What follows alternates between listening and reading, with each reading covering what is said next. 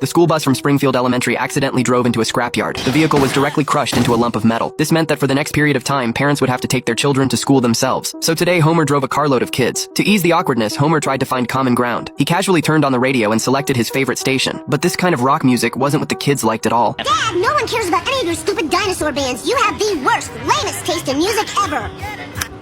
Homer suddenly felt a bit depressed. Could it be that he was really getting old? To keep up with young people's pace, the next day he bought a flashy hat to attend a youth concert. But everyone felt this man looked very strange. They even thought Homer was an undercover cop. They lifted the 200-plus-pound Homer over their heads and naturally expelled him. Homer couldn't figure it out. He threw off his hat and walked away dejectedly, casually kicking a prop cannon. The ultimate prop for livening up the atmosphere was ruined. Everyone talked among themselves. Homer only felt his stomach cramping. The perceptive event organizer immediately came over and praised Homer's behavior as excellent. Their warm-up act needed exactly this kind of oddball, so Homer inexplicably became a special guest. So, you want to go on tour with a traveling freak show?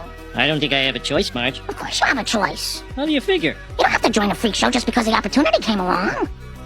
You know, Marge, in some ways, you and I are very different people. Next, he would also participate in the touring show of this event. Who would refuse to watch an iron-bellied strongman's performance before a concert? During each warm-up, Homer would just put on goggles and take a cannonball hit straight to his stomach, and the audience below would scream and applaud. This act gradually became imbued with meaning. When life tramples you, you can still face it with a smile. What a magnificent rock and roll spirit this is. Homer gradually became an object of youth adoration, and he only needed to stand in front of the cannon, taking a cannonball hit with his thick layers of fat in different places. But happy times are always fleeting. The cannonball impacts made Homer's stomach start to feel uncomfortable. From now on, no cannonballs, no spicy foods. And when you lie in a hammock, please, rest your beer on your head or your genitals. Rules. I'm a rocker. I don't care for rules. Mr. Simpson, this is serious. If you take one more cannonball to the gut, you will die.